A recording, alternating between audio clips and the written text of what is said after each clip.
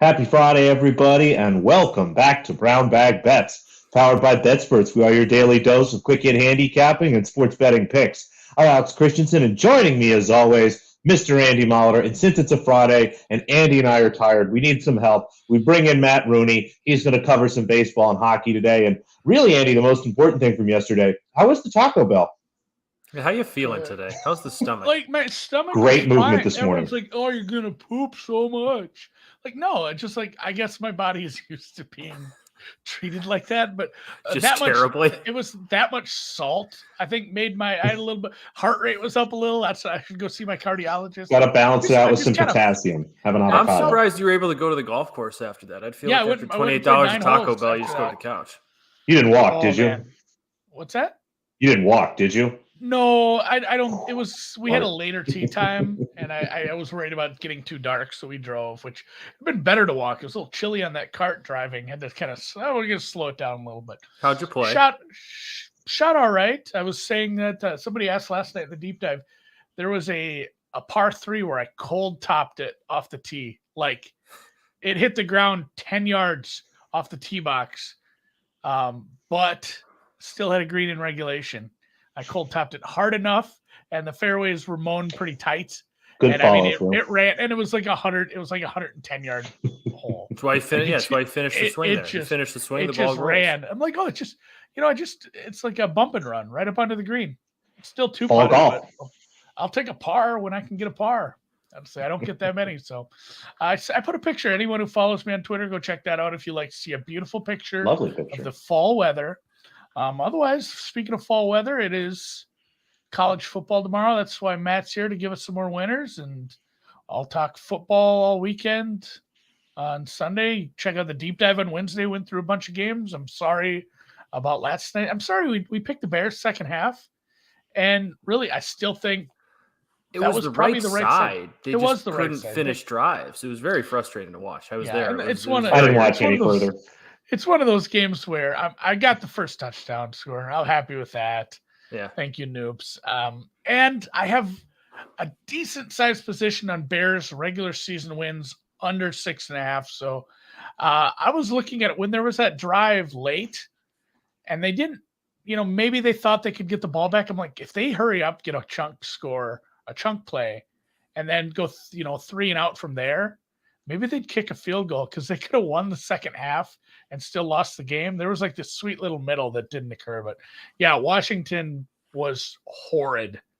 They had one good drive the entire game, honestly. They had one, the muff punt probably was the muff punt and the red zone play was what tilted that game. But we move on. We have better games on Sunday, including Chiefs Bills. Super excited to watch that one. But we'll start with CFB, Matt. Why don't you give us something to play tomorrow? What's happening on Saturday? Yeah.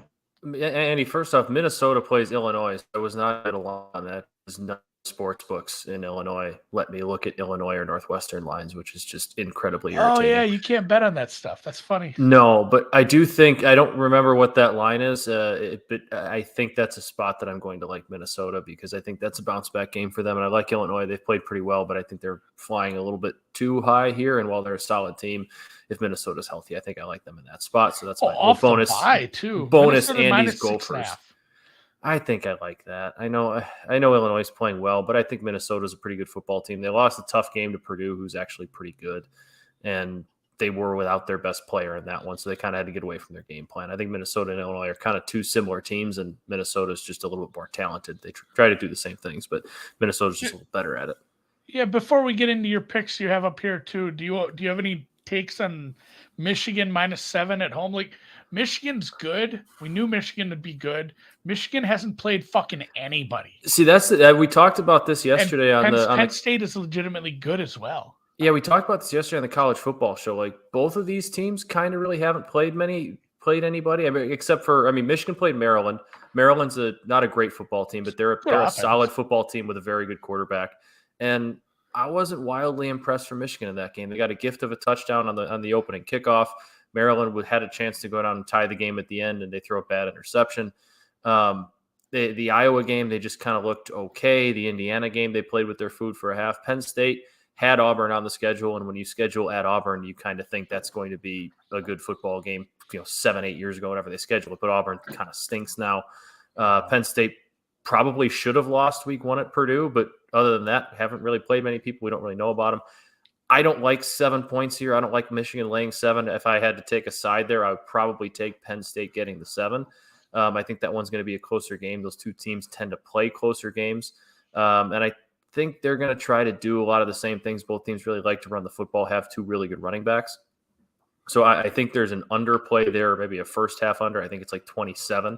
I think I kind of lean towards that. But 7 points, I think, is too much for Michigan to be laying there with really still being kind of unproven. I have a buddy of mine who's a Michigan fan, and they were up big on Iowa a couple weeks ago, and he texted me. He's like, I still don't know if Michigan's any good yet. This is fun, but I just don't know anything. It's kind of like you'll find out the Penn State week. I think we kind of find out about both of these teams more this week. So that one's not on my card, but I lean towards an under, and that's going to be a fun one to watch. Maybe get a live bet in there or a first half play.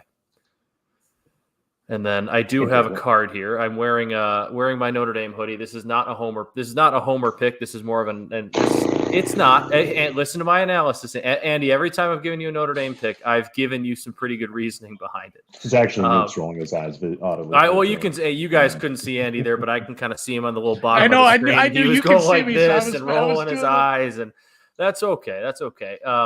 Stanford's very bad. Stanford's not a good football team. It's really kind of weird how quickly that program's gone from perennial Pac-12 contender Rose Bowl team to just awful. And it seems like David Shaw should probably be in some trouble there.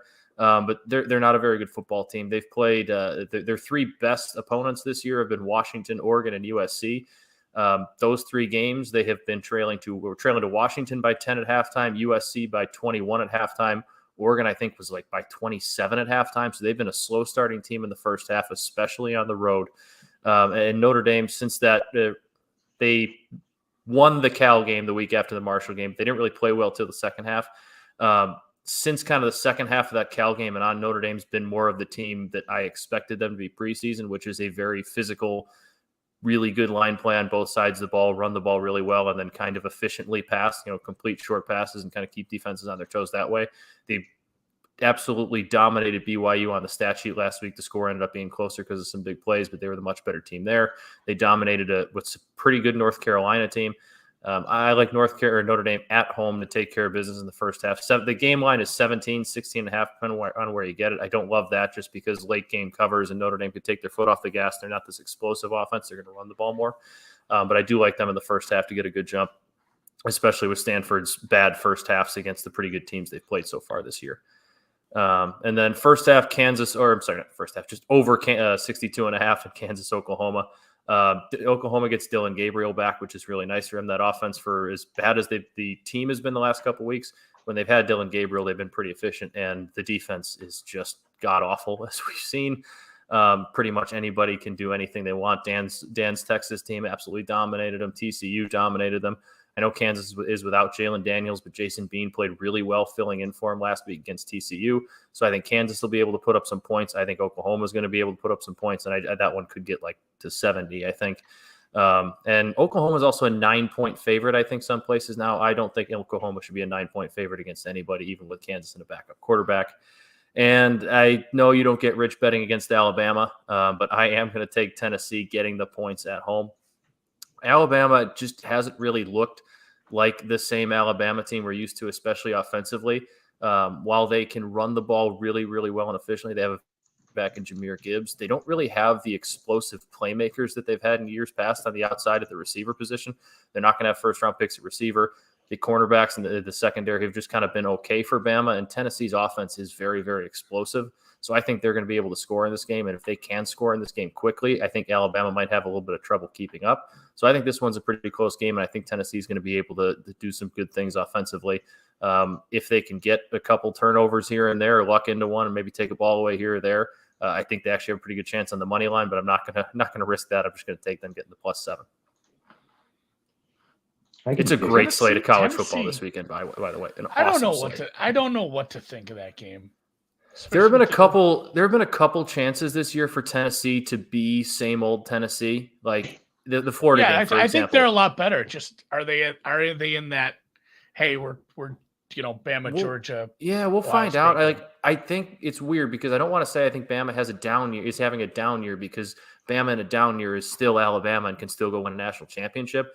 There's just kind of something missing from them. Bryce Young hasn't played didn't play last week because of a shoulder injury. He's probably going to be back this week. But how healthy is the shoulder coming back off coming off an injury? And he's warming up just in case Nick Saban needs to give him a call there. No, The Arkansas game, like they weirdly let Arkansas back into that one. That one was closer than it should have been for a while before they pulled away. I think Alabama's really good. I just don't think they're as good as normal. And I think Tennessee is a very good football team this year. I had a shoulder injury too, though, that kind of went away. Like after eating all that Taco Bell, my whole left shoulder, it was like radiating through my chest. Yeah. I don't know if I pulled it, like lifting all the tacos or what happened. It went away. I feel a lot better. Having a heart attack? Definitely not a clogged artery. I feel much better now. I just needed some water, apparently. No, I'm better. Go with the balance, Andy. Balance salt and potassium. You had too much salt, have an avocado. Have a banana today, okay? Eat a banana. I found some banana bread. That counts. That's not a banana. I know, I'm teasing. Either way, no, I'm joking. I wasn't having chest pains, guys. I'm fine. Golf's been up and down this week. It's a weird tournament. Go look at this leaderboard.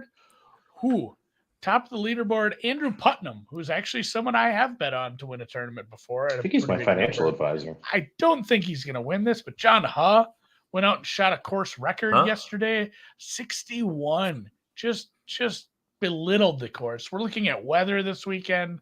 I'm probably going to take it kind of easy, but I'm still going to try to attack some edges. And it's a pretty simple one for me today. Guess what? Mackenzie Hughes won a tournament. He won Sanderson Farms. He hadn't had a top 20 since May, and before that, February, I think, at Pebble Beach, where kind of a weird event as well. I don't think Mackenzie Hughes is like having this breakout season. It was just a shitty event. He ran like the sun. I still have him, below average, especially in a field like this. So I make Emiliano Grillo a decent sized favorite over him. I have this like minus 130. So I played Grillo. You don't soften the L's, apparently. Even though I really want to, because he's from Argentina. I feel like you should be doing that with Spanish. But Emiliano Grillo over Mackenzie Hughes, minus 115. Grillo's someone I've backed a couple times outright. Decent driving accuracy, finds greens, scores. He maybe is a little undervalued because he played so poorly at the Shriners. But that same Sanderson Farm that Mackenzie Hughes won, he got 5th. He got 25th at the Fortinet. He was 19th at the BMW. In fact, he was in the BMW in the St. Jude. He had 2 runner-ups this summer at the John Deere and the 3M. He's been a little more of a decent track record. Almost bet him outright here, which, how would that have gone? Where's he sitting? He is 8 off the lead. So I guess I saved myself a few bucks. I don't know if he's coming back from that, but I do expect him to beat Mr. Hughes. I watched The Breakfast Club today, honestly. So there we go. Different Hughes. Maybe they're related. I am going to Google that. Noops? Probably. Tennis? It's definitely not a popular last name, Hughes. Oh, we got tennis. There's a bunch of tennis. I think I bet every match in Cluj-Napoca today. Love that. Let me see. I can't remember if I bet all of them or just 3 of them. I think I got 3. I missed whatever the first one was. But, yes, we do have a bunch of tennis bets. A couple this afternoon. One later today. Oh, no, I did. I'm going to I'm going to end up betting 3 of the 4 Cluj-Napoca matches. Although I did live bet the Bondar-Potapova match, but probably doesn't count. Let's start with a prop here in Cluj-Napoca, something that stuck out to me. It looks like pretty good value here at a big number. Anna Blinkova to win her match 2-1. So, we've talked about minus 1.5 sets or to win 2-0, but pretty much every book that has props will offer an exact score prop. And Blinkova really has played a lot of tough 3-set matches here. Has played Kalinina 4 or 5 times in her career. All 4 or 5 times have gone 3 sets. Blinkova, I believe, is 4-1 or 4-0 in those matches. So I kind of like her to win today. She's been playing good tennis. Was looking at the over 2.5 sets, right at plus 140, plus 145, where it should be. The total for the match right around 21.5. But plus 420 here. And as I start to look at, it's one of the things we talk about when I talk about the first sets, and will talk about it a little bit when we get to San Diego. A lot of these lines are just derivatives of larger lines. They basically take the money line with the over 2.5 sets, kind of put them together, add in some juice basically to cover themselves a little bit. But as I look at the way this match is going to go, I think there's a much better chance for Blinkova to win, especially in 3 sets. So plus 420, give me Blinkova wins 2 sets to 1 there. Just have that number closer to like plus 320 myself. Wang Jiyu, like her outright here, minus 105 against Nuria Parisas Diaz. You might remember we bet Nuria quite a bit early in the season. She was a good player for us, but really struggling here the last couple of months. Finally starting to get to the end of the season. I think she's being ground up a little bit. Has played 2 good matches here, but against 150th ranked Irina Barra, who would much rather play on clay.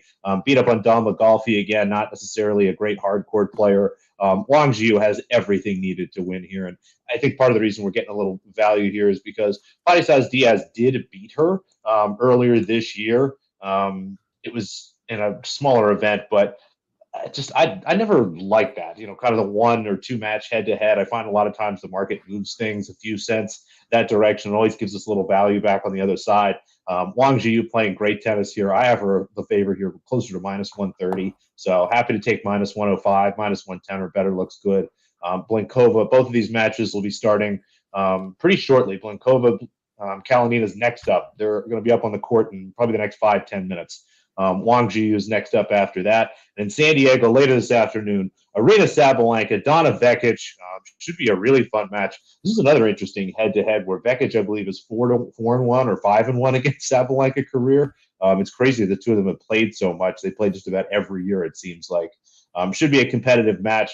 Really like the first set over here again. The balance here is just not right in terms of the way they're setting the first set total and the second set total. I think this will be kind of a tough first set, and then we'll see a very quick second set regardless of who wins here. So probably even live betting the under here. So Blinkova wins 2-1. That starts shortly. Wang Jinyu about an hour and a half after that. And Sabalenka Vekic first set over. That'll be this afternoon in San Diego. I legitimately just put in a Wang Blinkova parlay while you were talking there. Kluzhnipkova. It's like plus 329 or something. I've had that in my head the whole time. I'm sure I missed it this week. Where is Cluj-Napoca? I know sometimes we have geography lessons during these times. Romania. Okay. I am sure you guys brought it up this week. Oh, goddamn right. Whenever I don't know where something is, I will always ask Noops, and we'll always. You asked me one time. I didn't know. When there was a tournament in Estonia, you're like, "Where is this?" I don't know. Yeah, we had to look. I always forget that one. Regardless, baseball. Are they playing baseball? Boy, the fucking 3 games today. The powers that be have been very bad at scheduling a postseason. Yeah, I don't. We made it through like 5 days of the postseason. We've had like 6 games. It's embarrassing. I love day baseball, especially during the regular season, but there shouldn't be this much postseason day baseball. Like 1 game starting at 3:00 is fine, but everybody the 12:00 Guardians Yankees start. I hate people who are fans of teams in general, which is why it pains me so much that I'm going to be a Timberwolves fan. I'm becoming everything I hate. But my God, I've seen so many tweets and comments and chats where like, oh, we're just going to give the Astros a day game. Like, somebody has to play the day games if they're going to do this. Like, everyone is complaining. Oh, like the World Series champs have to play at 1. Like, someone has to play at 1. And also, like, hey, guess what? You're playing the Mariners. And nobody on the East Coast gives a flying fuck about the Mariners. They do not. So like, it's so hard. And like the same thing with Yankees games. Like Yankees games are going to get preference because of the big market. And it's funny too, because like Houston is a massive goddamn city, but New York Yankees fans are like, like leaves in the wind, man, all over the goddamn nation. It's the biggest bandwagon team in baseball, I assume. So, like, they're going to get preference. It's been weird. Like, honestly, just spread it out and make them all like do the 5:00, 7:00 games every night. Just make them all night games. I don't even. I love baseball games, but I hate people bitching. If there's like an early out or late afternoon game, I don't mind it. But like the Yankees and Guardians is a noon start Central Time today. That just seems a little bit early. Yeah. Well, and that was another thing too. Like they had the rain delay, but they had to move that one because of the rain. Everyone should have domes too, retractable ceilings. That is where That game is where my pick comes from today. I don't have a pick on Phillies Braves, so I think Dan and Noops should have some sort of mayor's bet going on. I don't know what that could be, but you guys, it's a 1-1 series. You guys should figure that out. Mayor's bet. We're both too fatalistic to bet on our teams. We both think they're going to lose. So then you should bet on the Braves, and Dan should bet on the Phillies. There's an idea. That's the mayor's bet. You guys bet on each other. I have a Phillies series price because I'm all in on Philly everything now. Flyers even won. How about that? That is a surprise. That is a surprise. They're not going to be very. Not going to happen a lot this year. Yeah, I don't think Torts is good. Guardians Yanks. He's okay. This is a very small. Where the flying bleep are you betting first 3? Caesars. I've never even seen that. Caesars has first 3, first 5, I like first 7. That's I believe. like I first like quarter it. bets. This is it's a like I that was is saucy. When I was writing the baseball blog yesterday. I was looking on seasons and I found the first 3 under in the Mariners Astros game, which was 1.5 at plus 135. It was a very good pitching matchup. That one cashed. I had the first 5 under, which was close to even money. Cashed that as well. So it was a really nice day. I'm going to kind of keep rolling with those here. I love the pitching matchup in this one. Shane Bieber threw against Tampa in the wild card series. Granted, Tampa's lineup is not nearly as good as New York's, but still, Bieber went out and pitched really, really well. He's very familiar with these Yankees lineups. And that was just very impressed with him in his first start. And Nestor Cortez, I saw in the comments somebody had Nestor Cortez's over 4.5 Ks today, +4 or at plus 115. Similar thought process here. I'm backing the pitching matchup. He's been really good this season. Was really good down the stretch. I think he allowed 1 or fewer runs in 4 of his last 5 starts or something like that when I was looking at his lines this morning. So he's been throwing well, and Cleveland's lineup is not all that powerful. This was a lower scoring game 1. Was I think 2-1 headed into late before Rizzo hit that home run. So I really like the pitching matchup in this one. Playoff baseball tends to get a little bit tighter with the pitching becomes a little bit better and it's more reliant on pitching. So I'm going to go with the first 3 under 1.5 at plus 100 and that first 5 under 3 at minus 115. Usually it's 3 and a hook, but the pitching matchup is so strong today that you don't get that half a run, but that's okay. I can live with a push if we get it. It's kind of like a Nerfy. The no run first inning. I was thinking Melfi. Melfi. That is the Lorraine Bracco's character on the hit HBO series. Mrs. Henry Hill. The Sopranos and Mrs. Henry Hill. Yes, absolutely. I had to admit. Oh, God. I should just watch movies this afternoon. You know what? Okay. I can't watch movies. I can't fuck around this afternoon because the school system is so awful. There should be like a what grinds my gears. You don't have to take care of your kids again today, do you? Yeah, I have to babysit the children. Well, they're just like, hey, guess what? Some Fridays we're just going to let school out at noon. Why? I never got days off. We had to have and we got days off, but it was like actual holidays like Martin Luther King Christmas. Day or like because it snowed and no one could get anywhere. Yeah, we'd get Christmas off every other year. But no, they're just like, some Fridays we're going to let kids out at noon. Well, that doesn't work well with my schedule. I have to go get them, but I'm just going to go to the batting cages. So that sounds kind of fun. Not all is lost. That's good. I think I've talked about run them around like dogs. They have the simulator cage where there's a TV up there and it shows you where the ball was hit on a baseball field. With it has all the cameras and shit, so it's like the golf simulator, but it's like a top tracer for a batting cage. It's much. Top tracer, but you can just set it to like a slow pitch softball 10-foot arc. Oh hell! And I'll go borrow one of like the best bats because they demo bats, and so the kids are like in the actually practicing. I'm gonna go hit some dingers. Dingers. Nothing more fun than I'm like, dingers. Did I switch this to a little league field? Because you can. There's a computer outside. You switch it to whatever you want. Like, yeah, I'm playing an under 10 girls team. Guess what? Dingers. So that is the plan. I'm going to go eat some lunch, watch some baseball, take in some tennis. Golf starts play some golf this afternoon if I can. It's going to be a cold one. Yeah, today is finally too cold. It's like 30 degrees out. It's 45 here, so I can give it a shot. That's what I did. It was yesterday, 45 for me. You bundle up a little bit. You wear an extra layer. It's sweater. We're stocking at. It's sunny out. The sun's out. It's warm. Sun's out. Golf club's out. There you go. Well, with that, appreciate you guys. Anybody who made it into the YouTube chat. I know there's a few of you that are still hanging on, listening to every word. Hit the thumbs up on the way out. Have a really good weekend. Win all your bets. And if you don't, win more than you lose. Enjoy the fall, and we'll see you on Monday.